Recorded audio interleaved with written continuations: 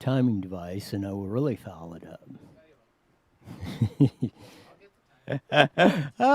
They're just we're on YouTube. Wow, jam-packed Tuesday coming up. Lots of news all across the deal. We'll get an update on the Apple fire and everything else that's going on. Beirut's blowing up. Coronavirus is waning, but you would never know that based on what the lamestream media is saying. All sorts of that. Indy 500 will run here in a couple of weeks. It was delayed from Memorial Day, but they're down to another event that's going to run with zero fans in the stands, which is very disappointing. First time in 104 years of that.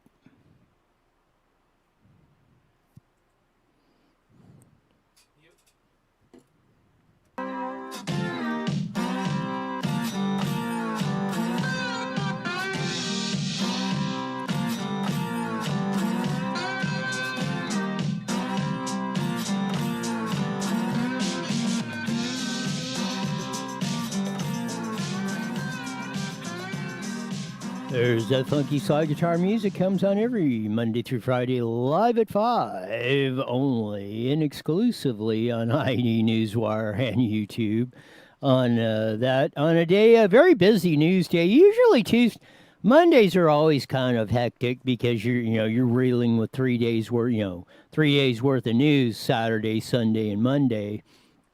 But usually things kind of quiet down on a Tuesday, but hell, this one isn't doing it. It's going absolutely crazy on the news front that we're doing. Uh, the Apple fire's still out there. We're looking at that. One thing that really disappoints me is not only did they postpone the Indy 500, which I think it has been once or twice for Memorial Day before that, but the in the 104, I believe, runnings before this one will come up in a couple weeks, there's always been spectators in the stands, and they just announced they'd cut it down from 50 to 50% to 25% to now today they just announced the Indy 500 will run without any fans at all going in. So that's very disappointing that they are doing that. On top of that, the greatest race in the world, greatest spectacle in racing, biggest sporting event in the world. Over 300,000 fans usually show up for that race. Biggest sporting stadium in the world. No other place even comes close to seating 300,000 people of that. But there will be nearly a person in the stands when they kick it off, I think on August 31st for the 105th running of the Indy 500. At least they're running the race.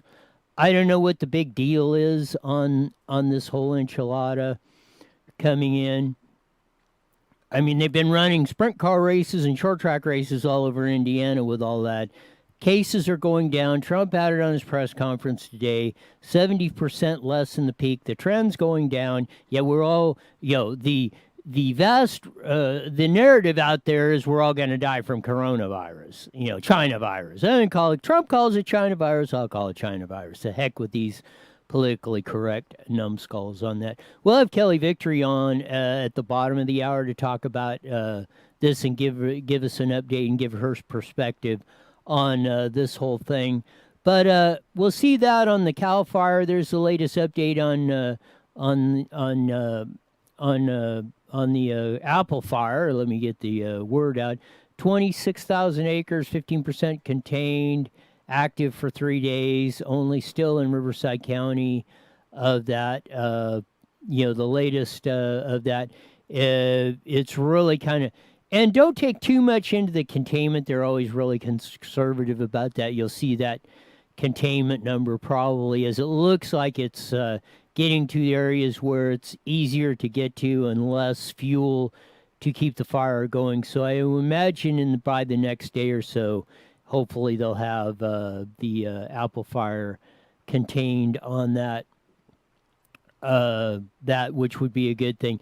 They did come out with the cause of it yesterday about the time we were coming on the show, and we didn't have it. Apparently, it was a diesel automobile or truck, regular pickup truck, not a big rig, that was out of not firing on all 8 cylinders or something, but was spewing carbon out of it that started the fire. I don't know if they have caught or found the person who the car of it, but they've at least identified what the cause of the fire was. So there you go on that aspect. Hope they find at least it was. I mean, not that it's a bad thing. At least it wasn't an arsonist starting the fire. It was more like an accident happening on the deal. Not that it should, but that's why you should keep your cars tuned up on that. Another one, the big party, and I guess it's one they haven't named it, but the story is that one of the NFL draft pick was having a party. A couple hundred people were going. I guess it got a little bit out of hand up there in L.A. So here we go with the Channel 2 report on that. Let's roll it. A huge house party that defied the pandemic ban, and it ended with a shooting that left one person dead and several others injured. CBS 2's Cara Finstrom is live at the scene with the latest. Cara. Leslie, detectives still have a large area around this mansion sealed off. They are hoping that physical evidence as well as video from cell phones and security cameras can point them to the shooters. We're treating it as a gang-related based on some evidence that they've located. LAPD detectives are looking for what appears to be more than one shooter after a huge party at a rented Beverly Hills mansion turned deadly. That video, posted by a partygoer, captured more than a dozen gunshots. LAPD officers say a 35-year-old woman was killed. Another woman and man were wounded and remain hospitalized in stable condition. They say 2 other partygoers suffered less serious injuries. Detectives are now looking into social media reports of gambling and trying to determine the exact motive. Hours earlier, officers responded to numerous noise complaints, and some neighbors questioned why the party, which defied public health orders during this pandemic, wasn't broken up. It's really hard to enforce something like that, but especially when it's a private party and it's like us going into your home telling you what to do. How can I do that, right? But when you're the public, obviously I have to tell you and try to enforce whatever I can. Lieutenant Chris Ramirez says officers did clear public streets and impound cars, and the group quieted down. He says there were no additional calls to police until the shootings. Now he says officials could choose to press charges both against any shooting suspects and the people who threw the party. A security manager at the house told us the party was a belated NFL draft celebration. Police are working to confirm who rented the house and why. They can probably capture and count how many people were there, and if the city attorney wants to, we can always file additional complaints. Maybe even that person might be responsible now for having this large party and, and having something that's in violation of the health code. Lux Management, which oversees this property, says as soon as they realized this party was taking place, they asked the renters to leave, saying that their agreement had been violated. We did reach out to both the mayor's office and the city's attorney's office for their responses. Leslie, we're waiting to hear back. There you go. There's NFL draft pick on that. Having a party got out of hand. Gang related, they said on that. Well, pray tell what's going on of this whole thing. We'll just kind of let that one lie and we'll see how that, but I thought it was an interesting story of that. And just soak in the atmosphere and who was shown in the video of that as we move forward. And you hear all this other rhetoric about this, that, and the other. We'll pull this tape back up on the deal when at a later date when this stuff all comes together. But as I'm looking for the video of that, yeah, why do these things start when you're doing that? David Lacey, he's the husband of Jackie Lacey, who's the district attorney of the city of Los Angeles.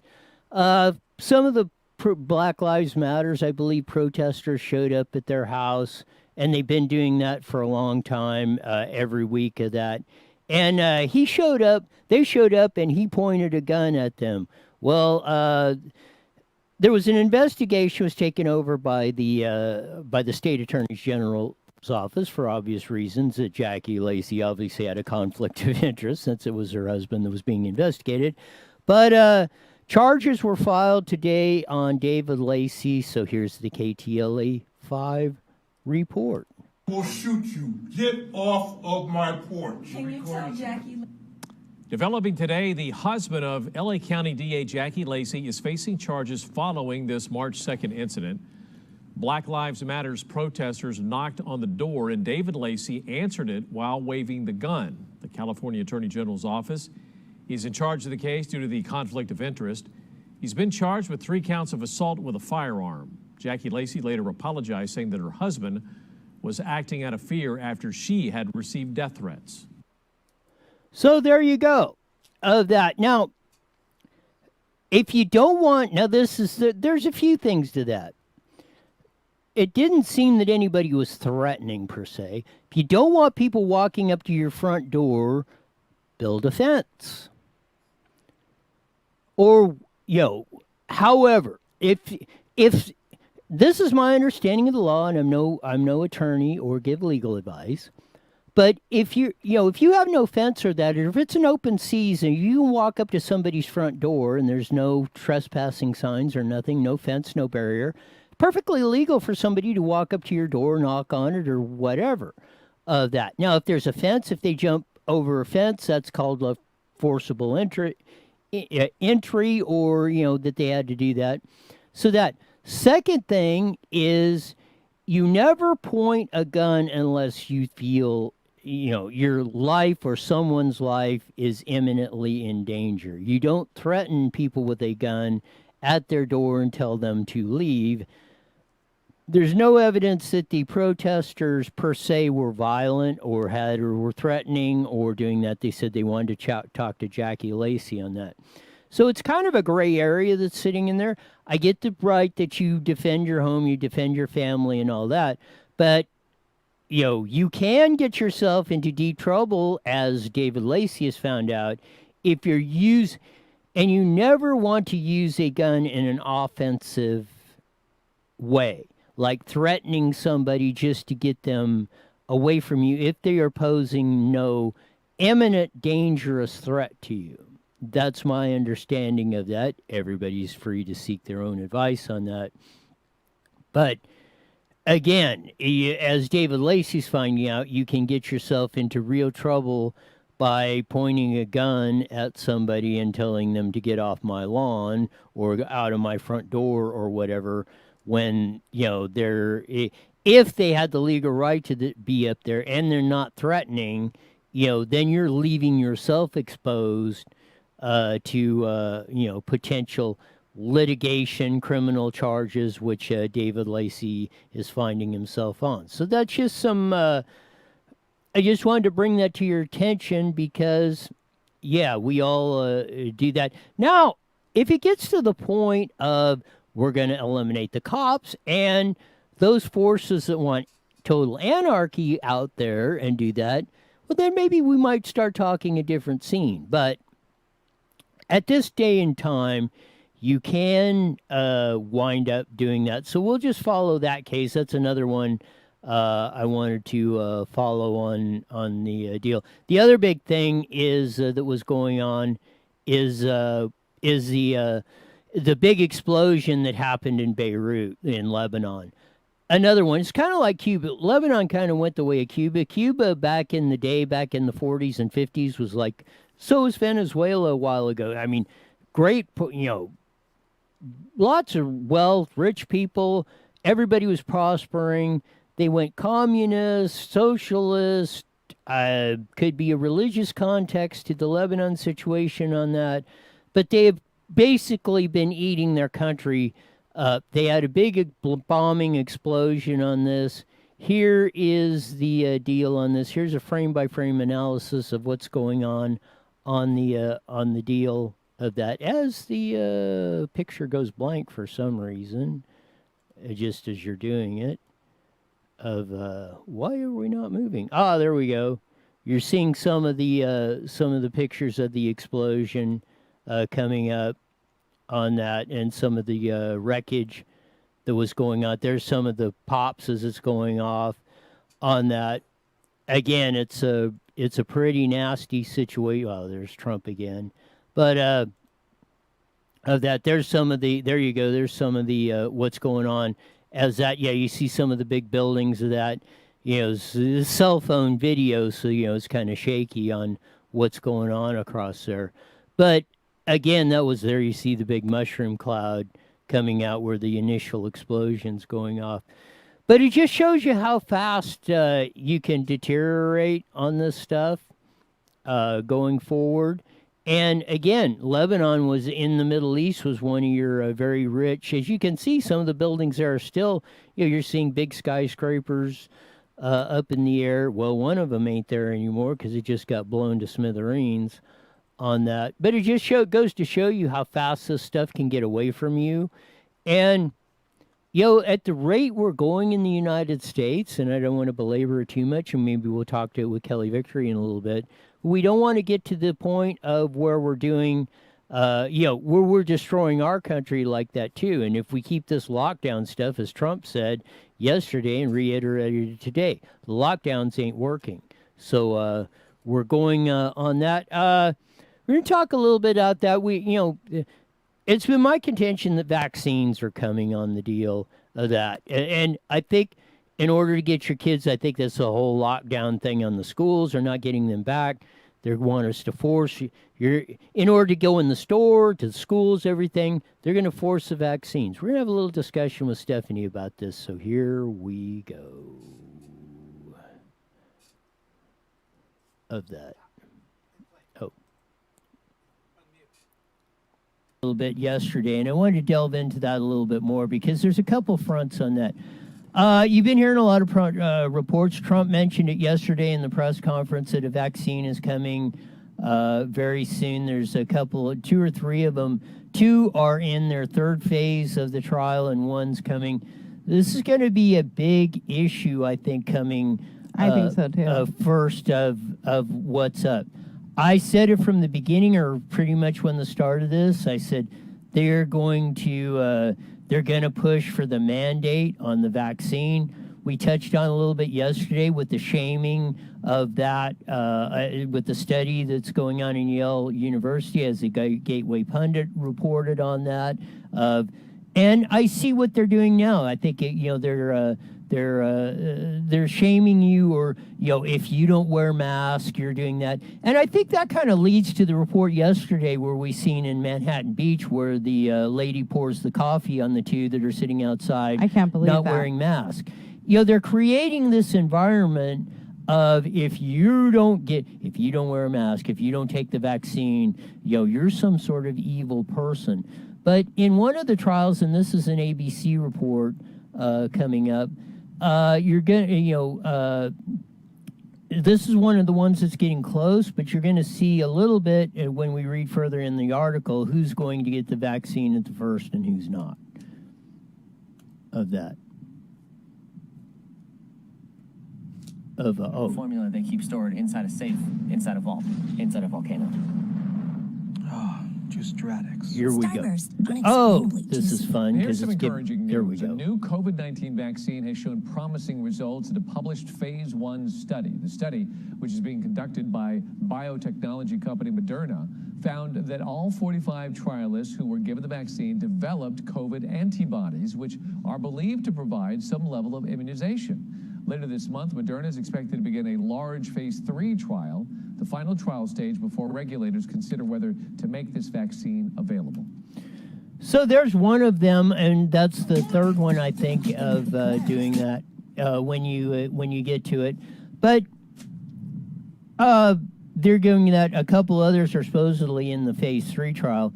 But what do you think? I mean, you think I'm right or wrong? You think they're going to be I see the steps that they're going to they're trying to shame everybody in, and the next step is going to be mandatory vaccines. I definitely think they'll be trying to do mandatory. Like I said before, maybe you won't be able to go shopping. You probably won't be able to put your kids back into public school unless you have them. I don't want that in me. There's no way in heck I would ever be okay with doing that. I don't think it's been around long enough, and I personally I don't get the flu shot. I don't get my kids the flu shot. I don't want it. I agree. I mean, I think immunizations, though, I think they're important. My kids are all Yes. immunized, or got all their immunizations. They're up to date. I have the record, everything. But with stuff like that, I don't think it's studied enough, and I'm not comfortable putting that into my body or my children. If I'm not going to put it into me, I'm not going to put it into my kids. And as Dr. Kelly Victory said, she's a big proponent of vaccines and of that, but not of this. But Right. vaccines for the chicken pox, polio, all that stuff. I mean, tetanus shot, I got one, because I hadn't had one in a while. I mean, I Right. think they're good for like 5 years, but I got a tetanus shot when I was in the hospital with the spider bite thing. And, because I do, you stab yourself or you cut yourself or Right. that. I mean, I did this the other day. I was, with the 30,000th little welding wire and that, I was putting, and I mean, I just stuck it right into my finger, which Wow. still hurts when you touch it. But I mean, I'm always, working around that. That's part of Right. the deal of that. But I don't think I've ever had a flu shot or any of that other stuff. That. And I think they're good for those that might need it. My mom and my dad always get the flu shot. I know a lot of teachers and doctors get the flu shot. People swear by it, but they always get sick. Yes, that's everybody that gets practically, get sick. maybe not everybody, bad word to use. Most of the people that get these flu, that's why I don't take them. Most of the Right. people that get take the flu shot wind up getting sick. And then I've met a lot of nurses Yes. and doctors that are like, no, I won't get that. I don't ever get that. and I've did that same thing. But many doctors and nurses and people in the medical field say don't ever take any of those Right. things. You do far more damage to And you yourself. don't know what's in there. I mean, what if they accidentally did it wrong one year, and half the time they don't even know which strain it is, so then you're getting the shot for no reason. And I mean, nobody wants to get sick, and I don't want anyone to ever get sick, but sometimes you just got to get sick. yeah, and again, like I think many experts that we've had on saying it the best, these vaccines are 60% effective. Right. Of that. And I think they're stretching that number, but I mean, just take it for what it is on the deal. I'm all itchy talking about it. I don't know why. Well, again, I don't trust, after all of this going on in the world, I don't trust a vaccine. There's no way in hell I trust that. Because I feel like most of this is a lie. I concur. And a lot of us have been saying that. But again, and here's the broader question that we need to explore on, or, that's going to be on this, because I see the tide changing, or this.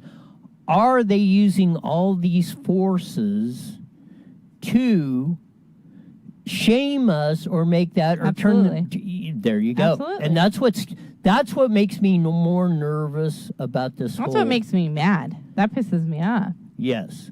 And it goes to the thing, and again, I mean, I joke about it a lot, about the 3x5 screen and all that stuff, but at Trump's press conference yesterday, he announced that on September 15th, either TikTok sells their application to a U.S. company, or he's banning TikTok because of the dangers of this. And You know what? that. I've seen a lot of TikTok ads coming up ever that. since it's been talked to. They're trying to get downloads. I think I removed it from my phone. I'm glad you did. And that's why I'm ever increasing. I was always leery of this thing. I don't like the whole tracking. You can't shut it off. They can turn your phone on at any time of that. Like people said, when criminals are out, or, when they're released on parole or whatever, and they have the ankle bracelet. This is the new ankle bracelet. Really? Yes, they can track it. They can track you more on this and know what you're doing, because only an ankle bracelet only does location. They know what you're doing, what you're buying. See, I'm okay with some type of data, because I feel like that's going to make the world, or at least maybe your world, a little bit of a better place. You're going to see more what interests you, and to know what people are doing and where they're at. And I mean, I think it's good data and research to an extent. Going in there and pulling your phone calls, messages, pictures, stuff like that shouldn't be okay, but knowing where you're at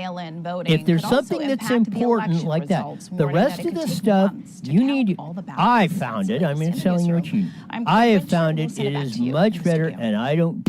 Heck, I almost got a race car built in a weekend by basically shutting the. Oh, you built me a car?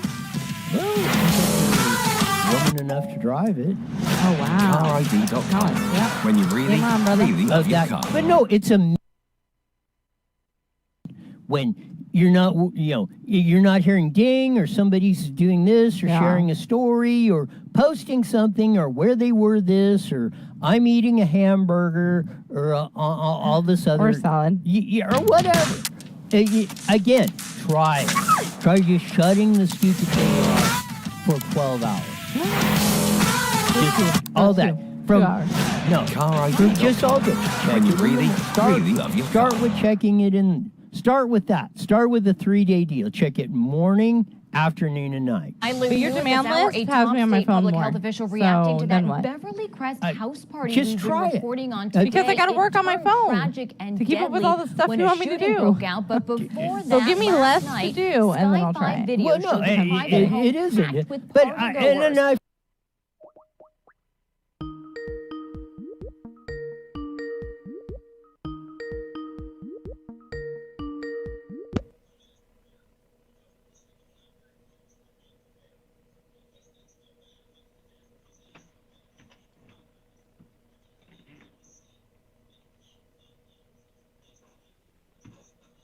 Got 1 minute. 1 minute. I'm not hearing any audio, Jesse.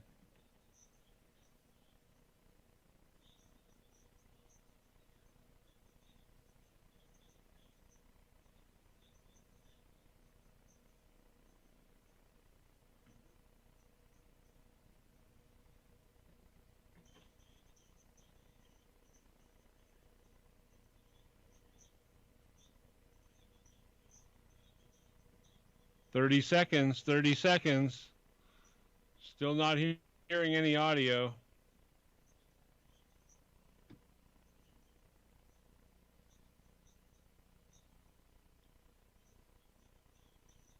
Here we go. am.com and download your free phone app today.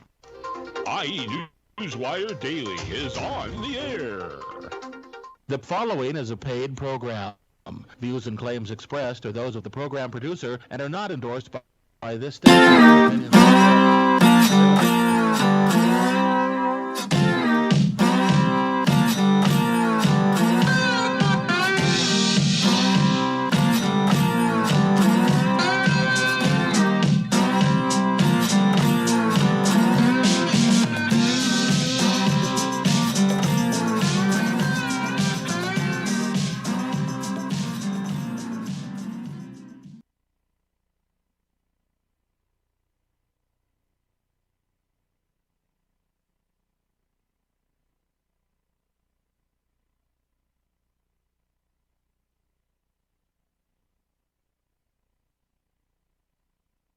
got too many darn dials of switches and stuff to go on here.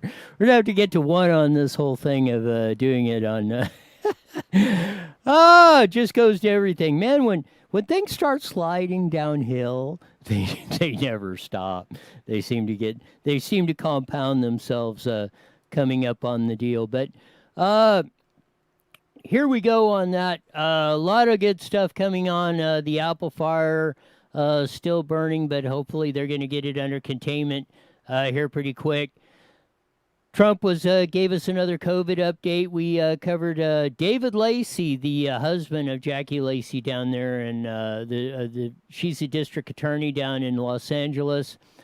He pointed a gun at some protesters of their house about 3 or 4 months ago. He just got charged with assault with a deadly weapon on that. So be careful what you do when you use firearms on that stuff, because you could wind yourself up in a heap of trouble. They had the big bombing in Beirut today, which destroyed one building and stuff, and that's another country who once a very rich and prosperous country has been eating itself up from the inside out on this whole deal. But as we go through our deal on, we're going to have Dr. Kelly Victory is going to be with us. She's a trauma surgeon, consultant to many big corporations on all sort of stuff. Mainly, she's been right up and down the line on this whole COVID-19 of that. And it's been one of the few that is steadfast and not succumb to the pressure to try and conform with the let's say the company line that's been going along with that. But welcome back to the show, Dr. Kelly Victory on IE Newswire Daily with Roy. Hey, Roy, how are you?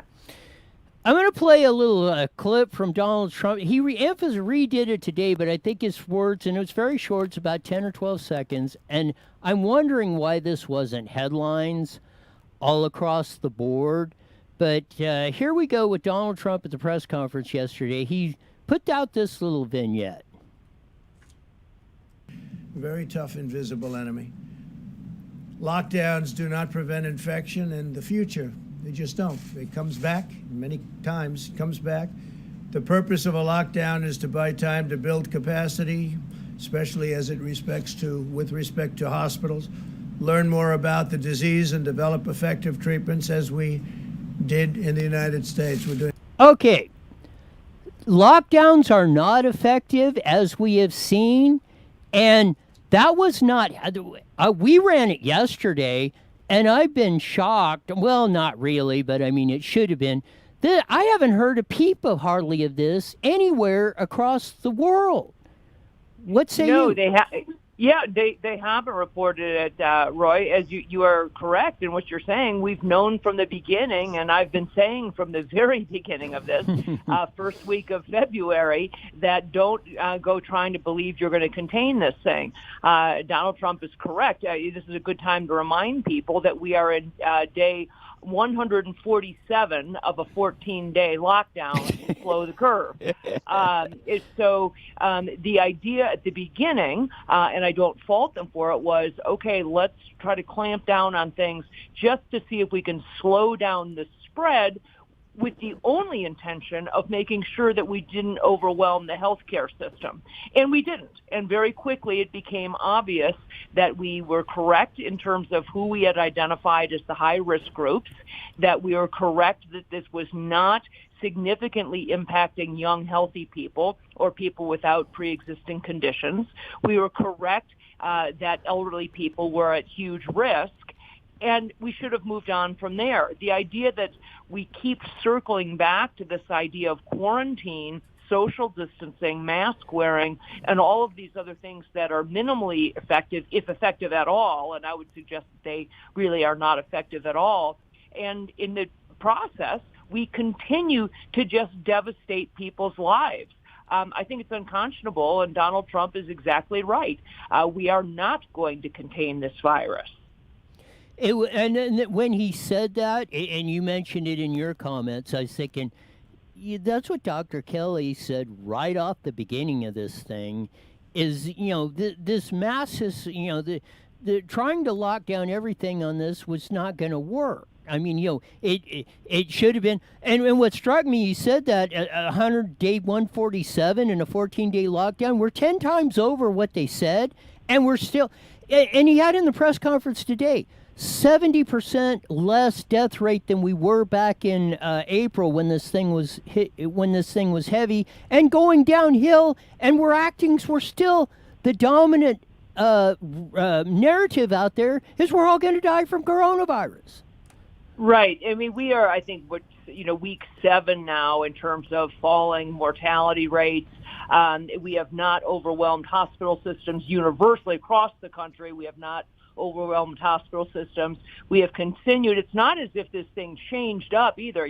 This isn't the mass murderer that was, initially going after tall blonde co-eds, and now all of a sudden is striking, young pre-adolescent boys. It didn't change in the middle of the stream. It's still attacking the same people, that group in the elder decades with significant pre-existing conditions. And that's a good thing. Not to say that those deaths are any less tragic, but it's really lucky. We're very fortunate when we have a pathogen like COVID-19 that has a very significant or specific subset of people who are the true at-risk group, because it's so easy to rally around those people and protect them. It's tough when you have something like the flu epidemic in 1918 that was in fact impacting people right in the prime of their lives. The most significant deaths during 1918 were between the ages of 18 and 49, smack in the middle of their working years. That's pretty tough to deal with as a country, and we managed to do it then. Now we're talking about this elderly group that's so easy for us to protect. The vast majority of them aren't working now anyway. And so we really could have kept the economy up and going. I just keep wondering how many more days or weeks the average small business can manage to eke out in this environment. People are becoming truly desperate, and there's going to become a point of no return, and I think we're pretty darn close to that.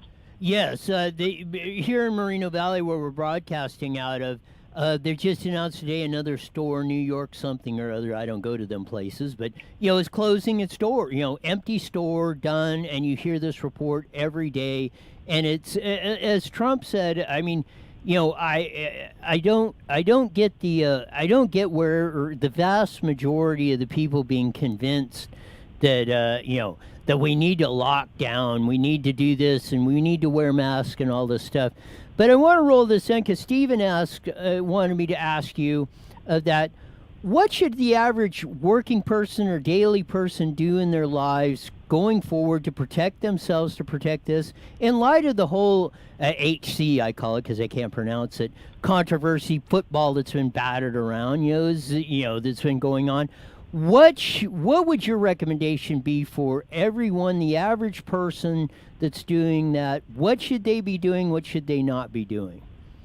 I honestly believe, and I've said from the beginning, the virus is real. However, we know that the vast majority of people are not at significant risk of becoming ill or having a bad outcome from it. So the average person who is not over the age of 70 or who doesn't have underlying health conditions, as far as I'm concerned, should be doing nothing any different than they did a year ago now. Wash your hands after you use the bathroom. Don't sneeze in somebody else's face. Throw out tissues and wash your hands after you blow your nose. Try not to touch your face and eyes. That's good. That makes good common sense all the time. That's how you get things like pink eye and the common cold and a lot of other, viruses that we pick up. So that's good common sense all the time. Should the average person be wearing a mask? Only if it's the law of the land in the area where you are. Otherwise, absolutely not. Should the average person be, worried about having a birthday party or getting together with friends and family? Absolutely not. We need to be protecting the people who are in those high-risk groups until this thing blows over, but everybody else ought to get back to it. I'm not suggesting that people break the law and refuse to wear masks where they're required, although I'm tempted to on a daily basis. But truly, I think people need to get back to it and do what they were doing a year ago. With regard to hydroxychloroquine, again, I am not promoting it or otherwise. I'm simply saying that, in my opinion, it has shown unbelievable effectiveness. It's been very, very useful for a huge number of people when it's used early. It needs to be given early in the course, and any physician should be able to prescribe it for any patient he or she thinks would benefit from it. It should be given along with zinc. But I meet with hundreds of physicians on a weekly basis, and between all of us, we have tens of thousands of patients who've been treated with hydroxychloroquine effectively with nary a side effect, no bad outcomes, and a remarkable reversal of the process. Many people go from having a high fever and feeling awful to being essentially well in a matter of hours, and certainly within 24 or 36 hours. HC, it's my understanding of the deal of where you're going. In Europe, it's an over-the-counter. You can go like buying aspirin. It can, if that's the case, it can't be that dangerous. If in Europe you can go get it and it just walk into the drugstore and buy it over the counter. Yes, I mean, hydroxychloroquine has been FDA approved in the United States for 65 years. We've been using it since the mid-1940s.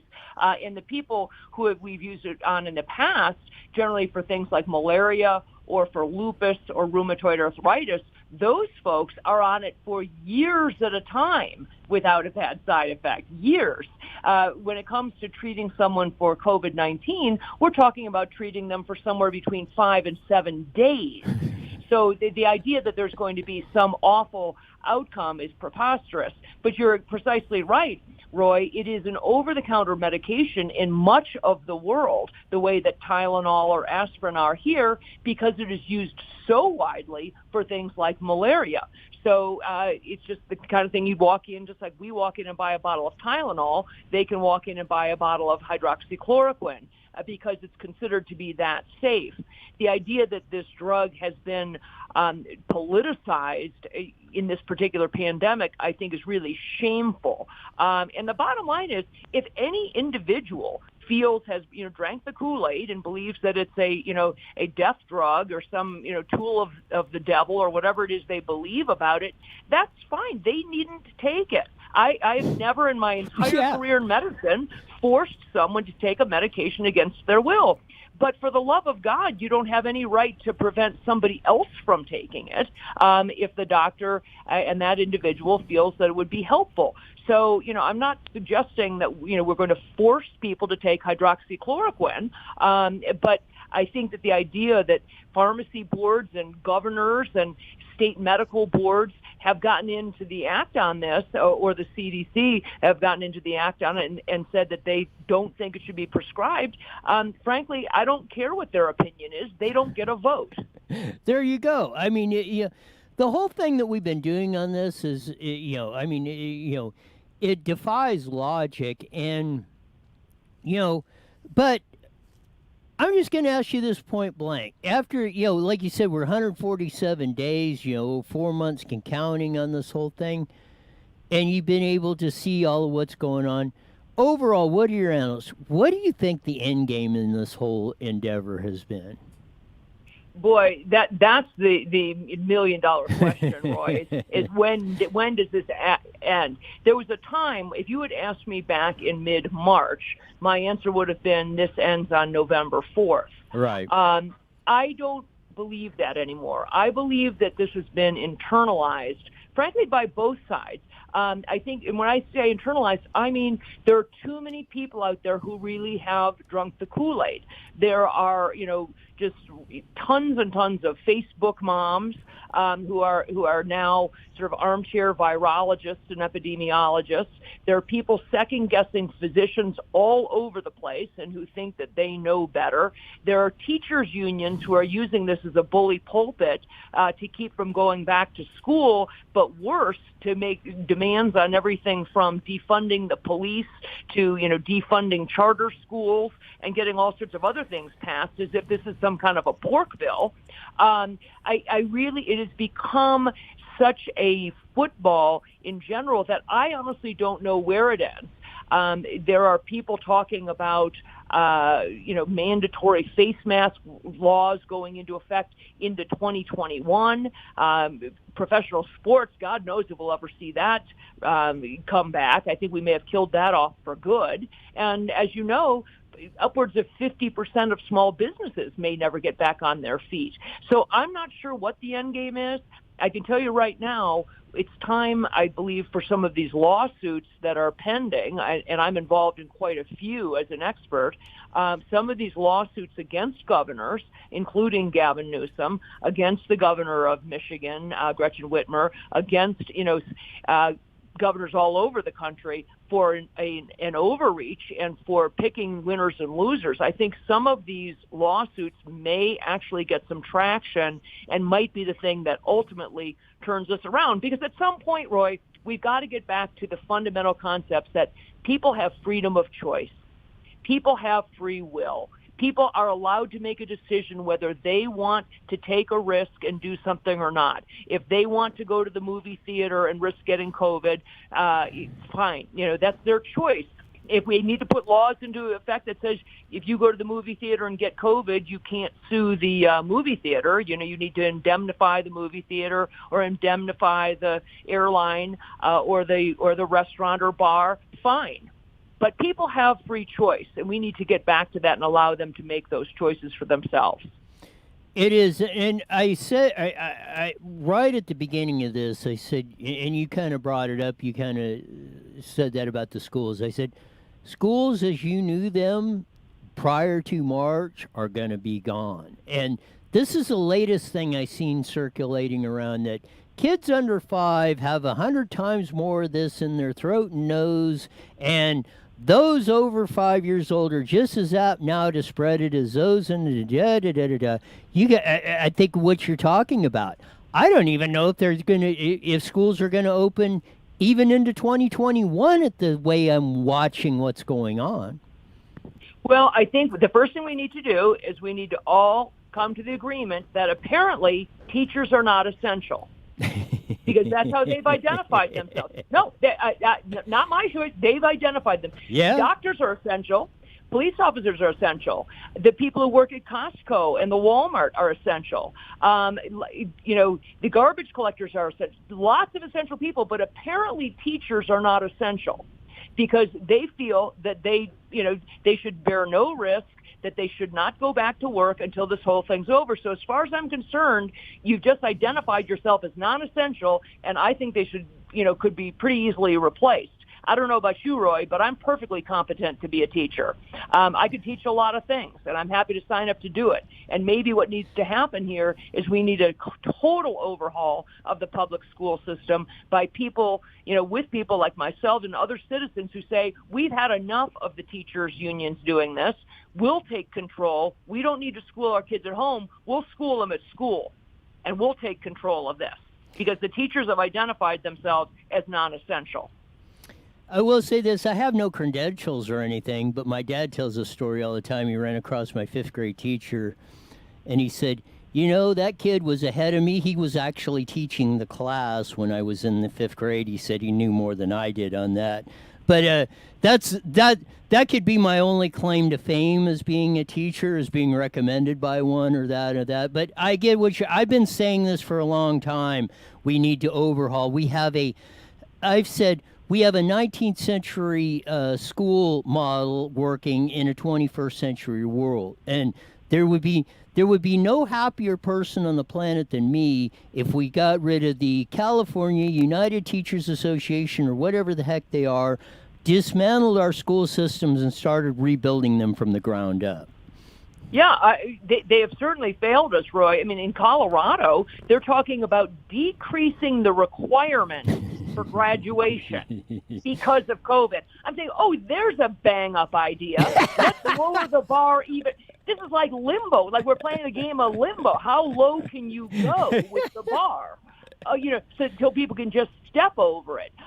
That ought to really help us out in a world market. We're trying to compete globally against people whose standards are actually where they should be. So in Colorado, they're talking about decreasing the requirements so that kids, can actually graduate despite the fact that they can't read or write. What a fabulous idea. Seriously, this is ridiculous. The school system has let us down, and frankly, maybe the only thing good that comes out of the COVID pandemic is that more people will realize that the public school system is a disaster, and I'm wishing that more teachers, if there are teachers out there who don't buy into this craziness and are willing to go back, that they stand up and lead the charge for the overhaul. It is, and one of the things that I think was very telling in this whole thing was teachers now don't even want to go with this virtual learning thing. They don't even want to go back to the classroom with no kids in there. I mean, now what is the danger in that? Is you're sitting in your classroom as you are with nobody else around and you're still saying that you're in danger? If that isn't very telling, I don't know what is. We got a couple minutes left. No, you're precisely right, and that's why this has nothing to do with the virus, because if you say, great, okay, we buy into that, so we just want you to show up to the school every day and sit in your empty classroom and do your coursework, then they come up with another idea. So in other words, the only thing that they will buy into is, okay, here you go, you can collect your full paycheck and your benefits, and just you sit home there in yoga pants and do whatever it is you want to do. It's really insulting insulting to the average American. So I think, and everybody, including the CDC, is fully on board with the idea that kids have got to go back to school. Betsy DeVos, the Secretary of Education, is on board with it. The president is certainly on board with it. It's time for us to get kids back to school. This is just destroying families. They were going to open up in Colorado, and now many schools are delaying for an additional 2 weeks. So now parents are going, oh, great, I thought I had everything lined up to go back to my work. Now they've got to, go 2 more weeks without being able to go back. And who knows, they're doing a thing in Colorado, at least, where they're, 3 days 1 week and 2 days the next. I don't know how kids are going to get any sort of meaningful face-to-face education on that kind of a schedule. And it just defies the science, because we know from all of the European countries, 24 of them now, that have fully opened up, no face masks, no distancing, nothing. They simply have not seen a spread of the virus, Roy. There has not been transmission from kids to other kids, from kids to teachers, or from kids to their parents. I count my blessings every day for those like you, because they give me, at least when people say, well, you're no expert at it. But yeah, I got experts on all the time that say exactly the same thing. So, and they're the ones dealing with this stuff. So I really appreciate your you telling our listeners this and broadcasting it out to the world, because if nobody was saying this, we would really be in a heap of trouble. We'll do it again next week. Thanks a lot for being on, Dr. Kelly. Sounds great. Take care. Dr. Kelly Victory, who I don't know what, I don't even know what I don't know, what are we at her on 2 or 3 months now? I don't even know if there's been anything yet that I've disagreed with her on. Or thought her analysis was not just spot on this stuff. It's kind of eerily amazing, because, of all this stuff. But, it's it's uncanny of all the stuff that, there are few of us out there that actually see this. And kind of like the Trump thing, where he said these lockdowns are not working. He said that yesterday. Why wasn't that front and center on the, as we used to say, the 6 o'clock news, or the dominant media, or in the press, or in your news feeds on the social media networks, or Twitter, or whatever, Instagram, or all this stuff? Why aren't people talking about that instead of, oh, we're all going to die of coronavirus. Oh, we all need to wear a mask. Oh, this. Oh, that. We're scared of this and that, and yada, yada, yada. It defies any kind of logic on that going across the board here, because I don't know. Sometimes I just don't know if I'm if I'm losing my mind and the whole world is is seeing this, or I'm missing something. But I really don't think we are. I don't think we are. I think the minority position in that, and I hope Dr. Kelly is right. I hope some of these. I know Mark Moyser. I don't know if Kelly's part of the experts of that, but we've had Mark Moyser on of Dillon Law Group that's been suing a lot on this stuff. The governors of that, she said there's other ones going on across other states of doing that. I hope somewhere one of these hits and starts turning this thing around, because if we don't, I'd hate to be we're the ones that are going to wind up, dealing with situations like Lebanon or Beirut, where we just got total chaos going on.